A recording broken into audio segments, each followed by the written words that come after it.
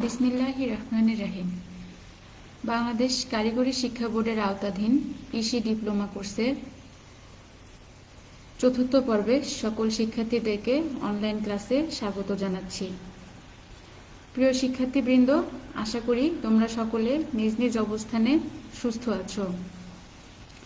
আজ আমি তোমাদের সাথে অনলাইন সেশনে আছি কামরুন নাহার, প্রশিক্ষক, কৃষি প্রশিক্ষণ ইনস্টিটিউট, হোমনা, কুমিল্লা। আজ তোমাদের সাথে বন ও বনায়ন বিষয়ে ইউনিট 4 বন ও বনাঞ্চল ধ্বংসের কারণ ও প্রতিকার নিয়ে আলোচনা করব। আলোচনার শুরুতেই দেখে নিচ্ছি আমাদের আজকের আলোচ্য বিষয়সমূহ কি কি। প্রথমেই আলোচনা করব বনাঞ্চল ধ্বংসের প্রাকৃতিক কারণ, বনাঞ্চল ধ্বংসের প্রাকৃতিক কারণগুলোর প্রতিকার কি কি হতে পারে। এরপরে আলোচনা করব বনাঞ্চল ধ্বংসের কৃত্রিম কারণ এবং বনাঞ্চল ধ্বংসের কৃত্রিম কারণগুলোর প্রতিকারের উপায়। আমরা সকলেই জানি ক্রমবর্ধমান প্রাকৃতিক পরিবর্তনের মুখে বর্তমান পৃথিবী কঠিন চ্যালেঞ্জের মুখোমুখি। কারণ পৃথিবীর উষ্ণায়নের কারণে ক্রমাগত তাপমাত্রা বৃদ্ধি পেয়ে স্থিতিশীলতা হুমকির মুখে। এর সিংহভাগের জন্য দায়ী মানুষের ক্রিয়াকলাপ। মূলত মানুষের সচেতনতার অভাবেই বনাঞ্চল ধ্বংসের জন্য প্রধানত দায়ী। এছাড়াও রয়েছে দারিদ্র্যের ব্যাপ্তি বাড়া, জ্বালানির দুষ্প্রাপ্যতা, জীবিকার তাগিদ, সর্বোপরি চোরাচালানির মনোবৃত্তি বনাঞ্চল উজাড় করার জন্য মূলত দায়ী। এর পাশাপাশি আরও অনেক রয়েছে কারণ, তার মধ্যে রয়েছে প্রশাসনের নির্লিপ্ততা, এছাড়াও রয়েছে পলিসি বা নীতি প্রণয়নে দুর্বলতা। আমরা এক তথ্যে দেখতে পাই সরকার 1989 থেকে 2000 সাল পর্যন্ত গাছ কাটার কোনো অনুমতি দেয়নি। পরবর্তীতে 2000 সাল পর্যন্ত এই নিষেধাজ্ঞা বহাল ছিল, কিন্তু এতে কাজের কাজ আসলে কিছুই হয়নি। কারণ গাছ কাটা বন্ধ রাখায় সরকার বরং রাজস্ব থেকে বঞ্চিত হচ্ছে। আবার সরকার নতুন নতুন বন সৃজনের দিকেও মনোযোগী হতে পারছে না। এছাড়াও প্রতি বছর বর্ষার শুরুতে কিছু নতুন বন সৃজন করা হলেও রক্ষণাবেক্ষণের অভাবে পরবর্তী বছরে লাগানো গাছের অর্ধেকও পাওয়া যায় না। সরকার অবৈধ বৃক্ষ নিধনকারীদের বিরুদ্ধে কার্যকর ব্যবস্থা নিয়েও খুব একটা সুবিধা করতে পারছে না, কারণ তারা তাদের কাজের ব্যাপ্তি ও পাচারের নেটওয়ার্ক অনেক বেশি বৃদ্ধি করে ফেলেছে। এমতাবস্থায় আমাদের বনভূমি ধ্বংস প্রতিরোধ করতে হবে। কি কি কারণে বনভূমি ধ্বংসের সম্মুখীন হয় তা জানতে হবে। এর কারণগুলো খুঁজে বের করার পাশাপাশি কিভাবে বিষয়টিকে সামাল দেওয়া যায় এর পদ্ধতিগুলো বিবেচনা করতে হবে। আজকের অনলাইন সেশনে আমরা এই বিষয়গুলো সম্পর্কে বিস্তারিত আলোচনা করব। প্রিয় শিক্ষার্থীবৃন্দ, প্রথমেই আলোচনা করব বনাঞ্চল ধ্বংসের প্রাকৃতিক কারণ। প্রাকৃতিক কারণগুলোর মধ্যে রয়েছে উল্লেখযোগ্য সামুদ্রিক জলোচ্ছ্বাস, সাইক্লোন, কালবৈশাখী ঝড়, টর্নেডো, সুতীব্র বাতাস, কীটপতঙ্গের আক্রমণ, নদী ভাঙন, নদীতলের স্ফীতি, ভূমিধস, ভূমিকম্প, গ্রিনহাউস প্রভাব। এছাড়াও রয়েছে লবণাক্ততা বৃদ্ধি, জলাবদ্ধতা, গাছে মরক লাগা, দাবানল, বন্যপ্রাণীর উপদ্রব। এছাড়া অন্যতম প্রাকৃতিক কারণের মধ্যে রয়েছে ঋতুবৈচিত্র্যের অসামঞ্জস্যতা, মরুকরণের প্রভাব, অন্য গাছের ক্ষতিকর প্রভাব, শ্বাসমূলের ক্ষয়ক্ষতি, মাটিতে জৈব পদার্থের অভাব। প্রিয় শিক্ষার্থীবৃন্দ, আমরা এখন এই কারণগুলো সম্পর্কে কিছু বিস্তারিত আলোচনা করব। প্রথমেই আলোচনা করছি সামুদ্রিক জলোচ্ছ্বাস। সামুদ্রিক জলোচ্ছ্বাসে তোড়ের কারণে অনেক বনাঞ্চল ধ্বংস হয়ে যাচ্ছে। পানির তোড়ে গাছপালার শিকড় উপড়ে যাচ্ছে। বনাঞ্চল ধ্বংসের অন্যতম কারণ হচ্ছে সামুদ্রিক জলোচ্ছ্বাস। এক পরিসংখ্যানে আমরা জানতে পারি 2007 থেকে 2008 সনে সুন্দরবন অঞ্চল বিভিন্ন জলোচ্ছ্বাসের আক্রমণে প্রায় 2 লক্ষ সুন্দরী গাছ, 60,000 গেওয়া গাছ ধ্বংসপ্রাপ্ত হয়েছে। পরবর্তীতে এসব বিভিন্ন সময়ে আরও ছোটোখাটো জলোচ্ছ্বাসে বনাঞ্চলের বিভিন্ন ক্ষতি হয়ে থাকে। জলোচ্ছ্বাসের প্রভাবে অনেক গাছ ভেসে চলে যায়। এরপর আলোচনা করছি সাইক্লোন। 2007 সালে সাইক্লোন সিডরের আঘাতে সুন্দরবনের প্রায় 1/3 বনের গাছপালা সম্পূর্ণ ধ্বংস হয়ে গিয়েছিল। পুরো বনের ওপর যে তাণ্ডবলীলা বয়ে গিয়েছিল তাতে বনের অনেক গাছ ও তাদের ভগ্নদশা সৃষ্টি হয়েছিল। সাইক্লোনের আঘাতে সুন্দরবনের যে ক্ষতি হয়েছিল তার একটা পরিসংখ্যান আমরা আলোচনা করছি। এখানে সুন্দরী গাছে ধ্বংসপ্রাপ্ত গাছের সংখ্যা ছিল প্রায় 3 লাখ, গরান গাছ ধ্বংস হয়েছিল প্রায় 1,25,000। সাইক্লোন সিডোরের আঘাতে গেওয়া গাছ ধ্বংসপ্রাপ্ত হয়েছিল প্রায় 75,000, কেওড়া গাছের সংখ্যা ছিল 1,29,000। অনুরূপভাবে গোলপাতার সংখ্যা ছিল 3,19,000 এবং এই সংখ্যাটি একটি বনভূমির জন্য খুবই বড় সংখ্যা এবং একটি বনভূমি ধ্বংস করার জন্য অন্যতম কারণ। সাইক্লোনের আঘাতে গাছগুলোর বেশিরভাগেরই মাথা বা আগা ভেঙে গিয়েছিল। কোনো গাছের শ্বাসমূল আঘাতজনিত কারণে ক্ষতিগ্রস্ত হয়েছিল। এভাবে বিভিন্ন সময় বনের গাছপালার ক্ষতি হয়ে থাকে। একটি আঘাত শেষ করতে না করতেই আরেকটি আঘাত সহ্য করতে হয়। ফলে দেখা যায় আঘাতপ্রাপ্ত বনে ঢুকে পাচারকারীরা গাছ কাঠ সরাতে গিয়ে আরও বেশি বনের ক্ষতি করে থাকে। এরপরে রয়েছে কালবৈশাখী ঝড় ও টর্নেডো। আমরা জানি বাংলাদেশে মার্চ এপ্রিলের দিকে দেশ জুড়ে কালবৈশাখী ঝড় ও টর্নেডোর প্রকোপ দেখতে পাওয়া যায়। ক্ষণস্থায়ী এ দুর্যোগে অত্যন্ত অল্প সময়ে গাছপালার ভীষণ ক্ষতি হয়। টর্নেডোর কারণে গাছপালা দুমড়ে মুচড়ে যায়। সাধারণত লোকালয়ে গ্রামীণ বনের ভীষণ ক্ষতি হয়ে থাকে। আচ্ছা, এছাড়াও অনেক সময় ঝড় টর্নেডোর প্রভাবে গাছ উপড়ে যেতে দেখা যায়। এভাবে সমতলীয় এলাকার বনগুলো চরমভাবে ধ্বংসপ্রাপ্ত হতে দেখা যায়। এছাড়াও গ্রামীণ বন যেটা রয়েছে, গ্রামীণ বনের ক্ষতির অন্যতম কারণ হচ্ছে এই কালবৈশাখী ঝড় ও টর্নেডো। এরপরে একটি অন্যতম প্রাকৃতিক দুর্যোগ হচ্ছে সুতীব্র বাতাস। অনেক সময় ঝড়ো হাওয়ায় সুতীব্র বাতাসে গাছপালা ভীষণ ক্ষতি হয়। সাধারণভাবে বয়ে যাওয়া তীব্র বাতাসে তুলনামূলকভাবে চিকন ও ক্ষীণকায় গাছপালা টিকে থাকতে পারে না। বনাঞ্চলের উপর দিয়ে বয়ে যাওয়া বাতাসের প্রভাবে বনের অনেক ক্ষতি হয়ে থাকে। এরপরে রয়েছে কীটপতঙ্গের আক্রমণ। কীটপতঙ্গ আমাদের বাস্তুতন্ত্রের একটি বড় অংশ। আমাদের যে ইকোসিস্টেম রয়েছে, ইকোসিস্টেমে কীটপতঙ্গ একটি গুরুত্বপূর্ণ ভূমিকা পালন করে। কিন্তু অনেক সময় দেখা যায় এই কীটপতঙ্গই আমাদের বনাঞ্চল বা অন্য কোনো ফসলের ক্ষতির কারণ হয়ে দাঁড়ায়। কীটপতঙ্গের আক্রমণ বনাঞ্চল ধ্বংসের একটি প্রাকৃতিক কারণ হিসেবে বিবেচনা করা হয়। কীটপতঙ্গের আক্রমণে অনেক গাছপালার পরাগায়নে ক্ষতিগ্রস্ত হয়, ফলে বংশবৃদ্ধি বাধাগ্রস্ত হয়। এতে করে বনভূমি ক্ষতিগ্রস্ত হবার একটা আশঙ্কা সৃষ্টি হয়। এছাড়াও বনাঞ্চলে বিবিধ কীটপতঙ্গ থাকে, সেগুলো গাছের কচি অংশ, পাতা খেয়ে গাছের বৃদ্ধি ব্যাহত করে থাকে।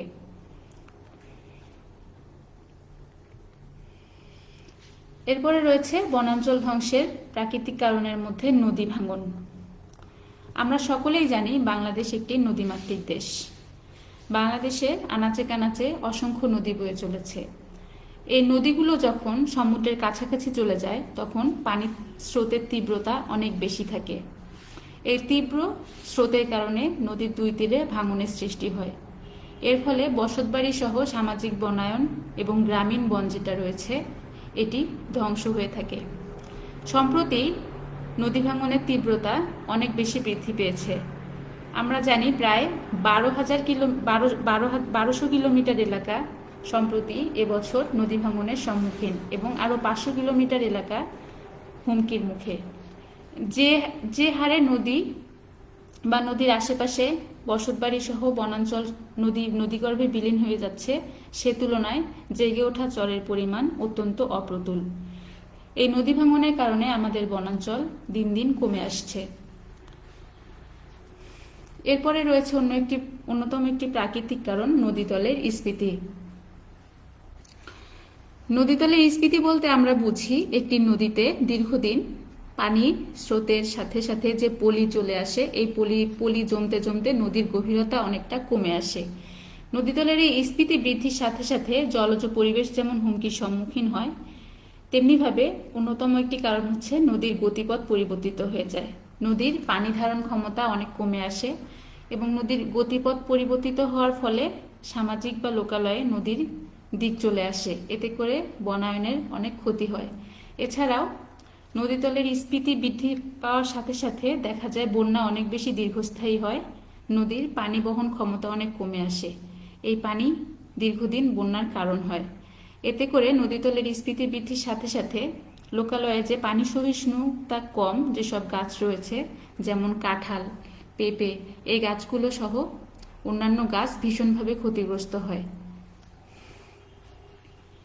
এরপরে রয়েছে ভূমিধস। প্রচুর বৃষ্টিপাত, ভূমিকম্প, বন্যা ইত্যাদি কারণে ভূপৃষ্ঠের পানি স্থানচ্যুত হতে পারে। ভূমিধস পাহাড়ি এলাকার একটি অন্যতম প্রাকৃতিক দুর্যোগ হিসেবে বিবেচিত। পাহাড়ি বনের মাটি ধসে গাছপালা ক্ষতিগ্রস্ত হয়ে থাকে। যদি আমরা অনবরত পাহাড় কাটা অব্যাহত রাখি তাহলে ভূমিধসের পরিমাণ দিন দিন অনেক বেশি বৃদ্ধি পাবে। এরপরে রয়েছে অন্যতম একটি প্রাকৃতিক দুর্যোগ ভূমিকম্প। ভূমিকম্প যদিও আমাদের দেশে এই প্রাকৃতিক দুর্যোগের প্রাদুর্ভাব অনেকটাই কম, সম্প্রতি আমরা দেখতে পাচ্ছি জলবায়ু পরিবর্তনের সাথে সাথে এর প্রকোপ দিন দিন বৃদ্ধি পাচ্ছে, যা আমাদের পরিবেশের জন্য মারাত্মক হুমকি স্বরূপ। ভূমিকম্প অনেক সময় ভূমিকম্পের প্রভাবে বনাঞ্চলের বৃক্ষরাজি স্থানচ্যুত হতে পারে। গাছের শিকড়াঞ্চলের মাটিসহ গাছপালা ক্ষতিগ্রস্ত হয়ে থাকে। ভূমিকম্পের প্রভাবে যে ভূমিধস হয়ে থাকে তার কারণে অনেক সময় গাছপালা ধ্বংসপ্রাপ্ত হতে থাকে। এরপরে রয়েছে গ্রিন হাউস প্রভাব। সম্প্রতি আমাদের জলবায়ু দিন দিন উত্তপ্ত হয়ে উঠছে। পরিবেশ দূষণের কারণে গ্রিন হাউস গ্যাসের পরিমাণ আমাদের পরিবেশে দিন দিন একটি উল্লেখজনক হারে বৃদ্ধি পাচ্ছে। গ্রিন হাউস গ্যাসের পরিমাণ বৃদ্ধি পাওয়ায় ওজোন স্তরের ক্ষয় বেড়ে যাচ্ছে, আর পরিণামে জলবায়ুর পরিবর্তনের অসামঞ্জস্যতা সহ বিভিন্ন সমস্যা দেখা যাচ্ছে। এর প্রতিক্রিয়া দেখা যাচ্ছে বনভূমির ওপর। অনেক বনাঞ্চলে বন্যপ্রাণী তাপমাত্রার বিরূপতা সহ্য করতে পারছে না, আবার কোনোটি মারা যাচ্ছে। এই গ্রিনহাউস গ্যাসের কারণে প্রাকৃতিক বনাঞ্চল মারাত্মকভাবে হুমকির সম্মুখীন হয়ে পড়েছে।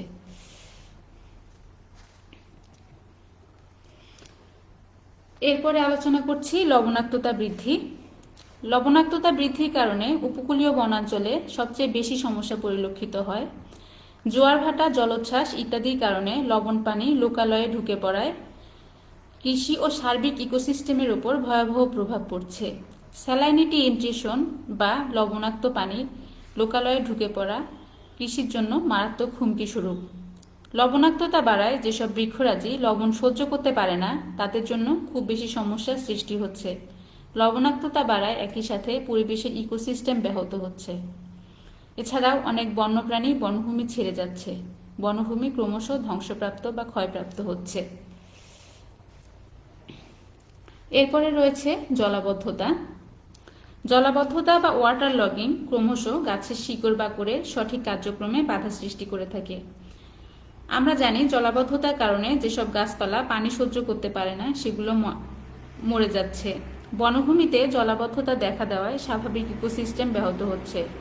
কোনো ক্ষেত্রে জলাবদ্ধতার প্রভাবে কিছু রোগ ও পোকামাকড়ের আক্রমণ বাড়ায় গাছপালা ক্ষতিগ্রস্ত হচ্ছে।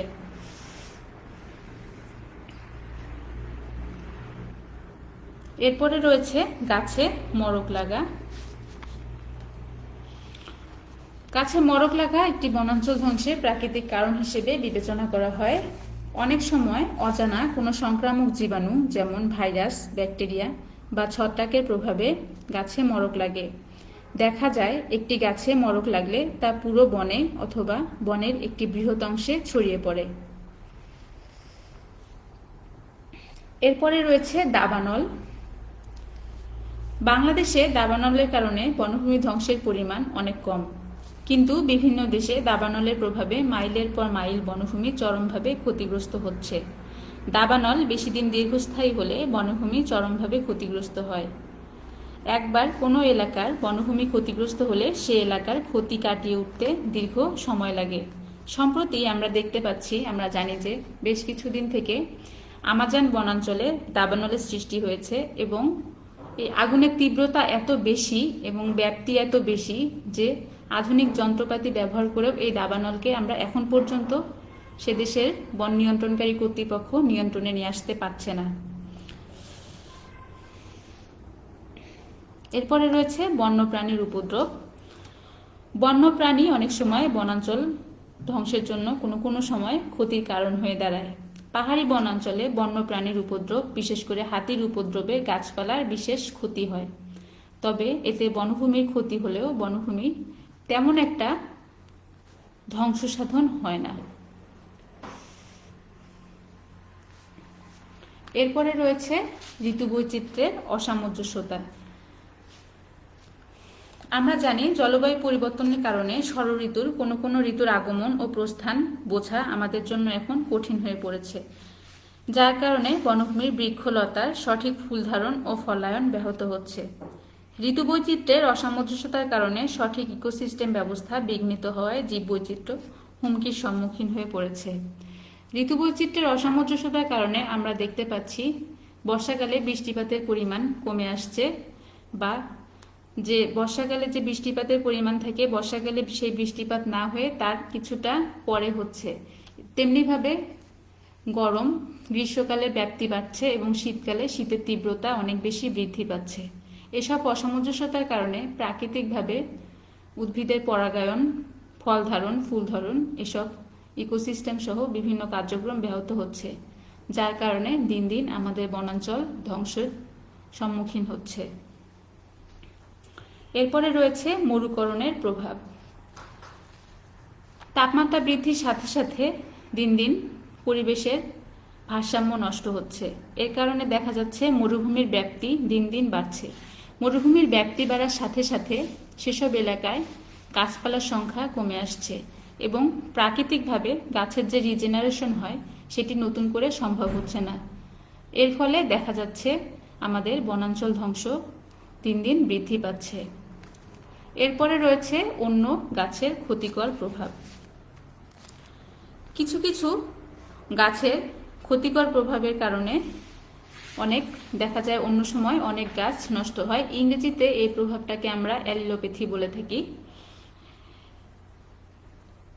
এই অন্য গাছের ক্ষতিকর প্রভাব যদিও বনে তেমন একটা প্রভাব রাখে না, কিন্তু তারপরেও বনাঞ্চল ধ্বংসের প্রাকৃতিক কারণ হিসেবে এটি বিবেচনা করা হয়। এই অন্য গাছের ক্ষতিকর প্রভাব বিশেষ করে আমরা পরিলক্ষিত করি সামাজিক বনায়ন কার্যক্রমে। সামাজিক বনায়নে দেখা যাচ্ছে কোনো একটি গাছের ক্ষতিকর প্রভাবের কারণে অন্য গাছগুলো তেমনভাবে বংশবৃদ্ধি বা বিস্তার লাভ করতে পারে না। এরপরে রয়েছে শ্বাসমূলের ক্ষয়ক্ষতি। শ্বাসমূলের ক্ষয়ক্ষতি এই প্রাকৃতিক কারণটি সাধারণত ম্যানগ্রোভ বা সুন্দরবন এলাকায় বেশি দেখা যায়। শ্বাসমূলের ক্ষয়ক্ষতির কারণ রয়েছে, এর মধ্যে শ্বাসমূলের ক্ষয়ক্ষতির জন্য অন্যতম প্রধান কারণ হচ্ছে মানুষের কার্যক্রম। দেখা যায় মৌয়াল এবং বিভিন্ন শিকারীরা বিভিন্ন সময় অসময়ে বনে ঢুকে এসব শ্বাসমূল ক্ষতি সাধন করে থাকে। শ্বাসমূলের ক্ষতি সাধনের কারণে এই গাছগুলো পরবর্তীতে রিজেনারেশন এবং বৃদ্ধিপ্রাপ্ত ব্যাহত হয়, যা বনাঞ্চল ধ্বংসের অন্যতম একটি প্রাকৃতিক কারণ হিসেবে আমরা বিবেচনা করে থাকি। এরপরে আলোচনা করছি মাটিতে জৈব পদার্থের অভাব। আমরা সকলেই জানি একটি আদর্শ মাটির জৈব পদার্থের পরিমাণ হচ্ছে 5%, কিন্তু দুঃখজনক হলেও সত্য আমাদের দেশে মাটিতে জৈব পদার্থের পরিমাণ 2%-এরও নিচে। এই জৈব পদার্থের কম পরিমাণের কারণে আমাদের সামাজিক বনায়ন, গ্রামীণ বনায়ন কার্যক্রম বিশেষভাবে ব্যাহত হচ্ছে এবং যে বনাঞ্চল এলাকা রয়েছে সুন্দরবন এবং পার্বত্য চট্টগ্রাম পাহাড়ি বনাঞ্চল, সেসব এলাকায় উদ্ভিদের রিজেনারেশন বা প্রাকৃতিকভাবে যে রিজেনারেশন হয়ে থাকে সেটা দিন দিন কমে আসছে। এই মাটিতে জৈব পদার্থের অভাবের কারণে বনাঞ্চলের ব্যাপ্তি অনেক কমে গিয়েছে, যা বনাঞ্চল ধ্বংসের অন্যতম একটি প্রাকৃতিক কারণ হিসেবে বিবেচিত হয়। প্রিয় শিক্ষার্থীবৃন্দ, এখন আলোচনা করব বনাঞ্চল ধ্বংসের প্রাকৃতিক কারণগুলোর প্রতিকার সম্পর্কে। বনাঞ্চল ধ্বংসের প্রাকৃতিক কারণগুলো মোকাবেলা করা আসলেই অত্যন্ত কঠিন, ক্ষেত্র বিশেষে প্রায় অসম্ভব। তারপরও যতটুকু সম্ভব আমাদের প্রচেষ্টা গ্রহণ করতে হবে। ধ্বংসপ্রাপ্ত বনভূমিকে প্রাকৃতিকভাবেই ক্ষতি কাটিয়ে ওঠার সুযোগ করে দিতে হবে। কোনো প্রকার মনুষ্য হস্তক্ষেপ ছাড়াই ধ্বংসপ্রাপ্ত একটি বন ক্ষয়ক্ষতি কাটিয়ে উঠতে পারে। উদাহরণস্বরূপ আমরা সুন্দরবনের কথা বলতে পারি। সিডরের আক্রমণে সুন্দরবনের প্রায় 30 ভাগ বনের গাছপালার ভীষণ ক্ষতি হয়েছিল, কিন্তু প্রাকৃতিক নিয়মে 2007 থেকে আমরা 2013 সালের মধ্যে উক্ত বনাঞ্চল আবার আগের স্থানে পৌঁছে গেছে।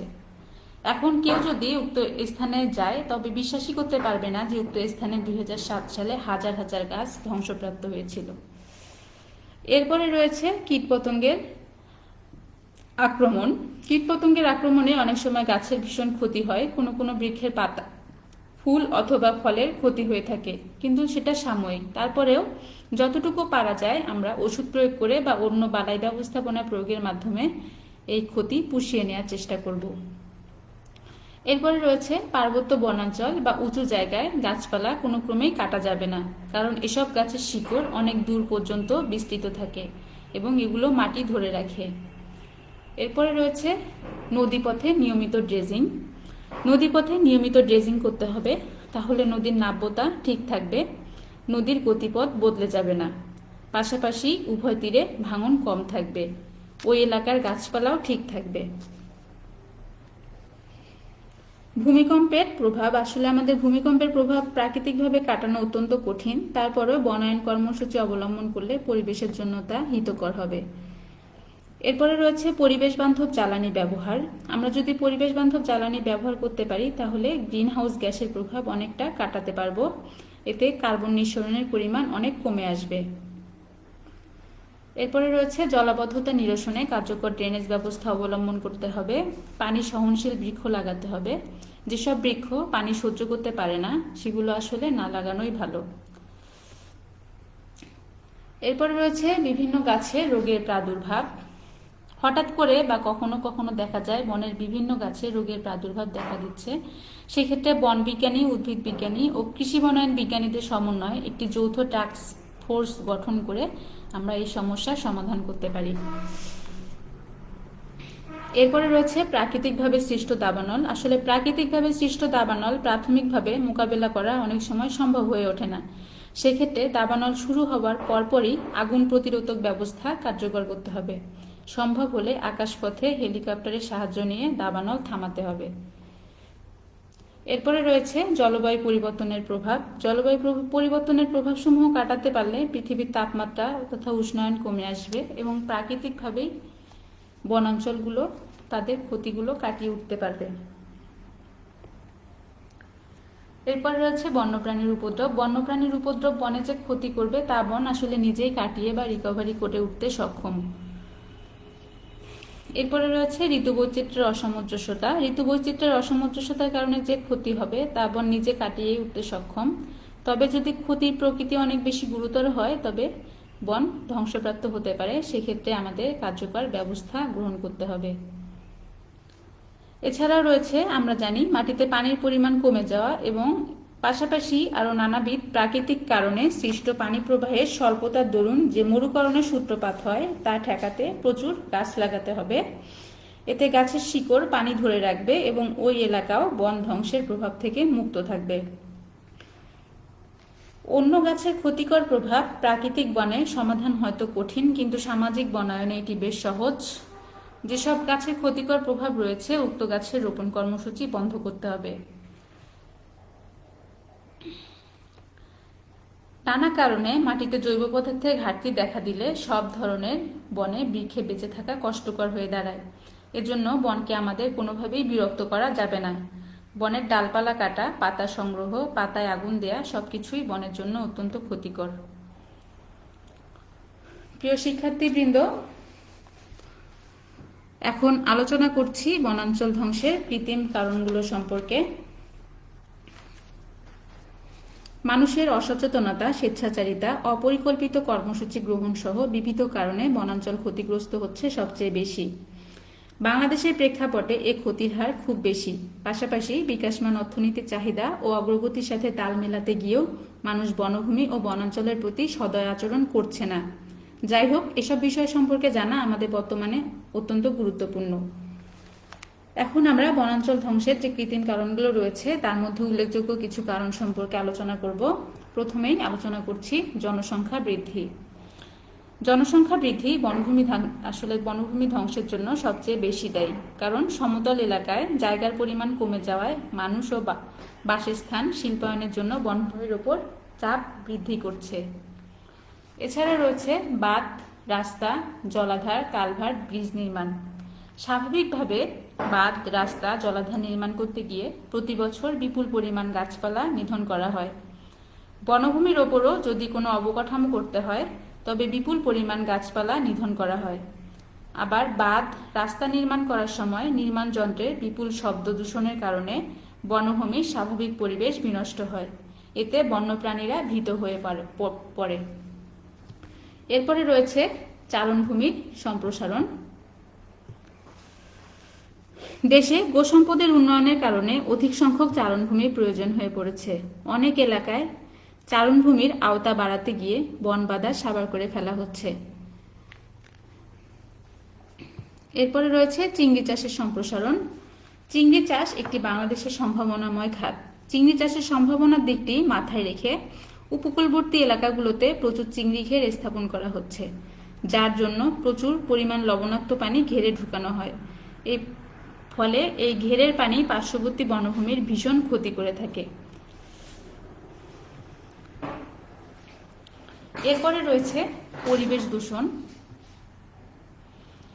পরিবেশ দূষণের কারণে ইকোসিস্টেম ব্যাহত হচ্ছে, বনের স্বাভাবিক কার্যক্রম ব্যাহত হচ্ছে। পরিবেশ দূষণ বিশেষত ইটভাটার ধোঁয়া এবং কলকারখানার নির্গত ধোঁয়ার কারণে পরিবেশ ভীষণভাবে ক্ষতিগ্রস্ত হয়, যার প্রভাব গিয়ে পড়ে বনভূমির ওপর। এছাড়া রয়েছে সাগর দূষণ। সাগর অন্যতম একটি প্রাকৃতিক সম্পদ, কিন্তু মানুষের কার্যক্রমের কারণে দিন দিন সাগর দূষণ বৃদ্ধি পাচ্ছে।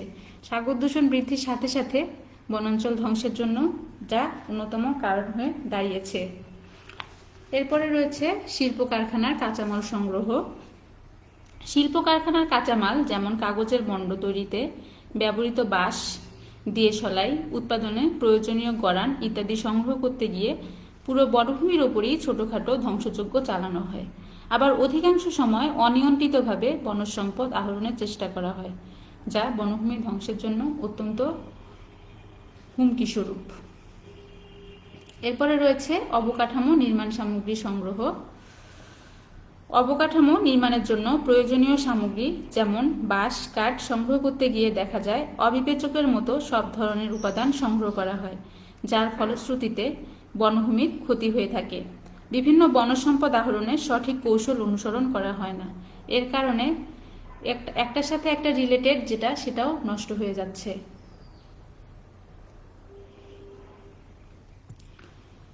এরপরে রয়েছে বন সংরক্ষণ ও ব্যবস্থাপনার দুর্বলতা। বনভূমি কি কি কারণে ক্ষতিগ্রস্ত হয়ে থাকে তা জানার পরেও সঠিক সংরক্ষণ কৌশল আসলে মানা হয় না, বরং আইন নিয়ম নীতি উপেক্ষা করে বনভূমি থেকে বনজ সম্পদ ও বনজ দ্রব্য সংগ্রহ করা হয়। আবার সঠিক আইন কানুন প্রয়োগও করা হয় না। এরপরে রয়েছে চোরাকারবারি ও সুযোগ সন্ধানীদের দৌরাত্ম্য। মূল্যবান কাঠ, মধু, মোম এবং দুষ্প্রাপ্য পশুর দেহাংশ সংগ্রহের জন্য অনেক সময় কাঠ ব্যবসায়ী, স্থানীয় রাজনীতিক, চোরাকারবারিরা একজোট হয়ে কাজ করে থাকে।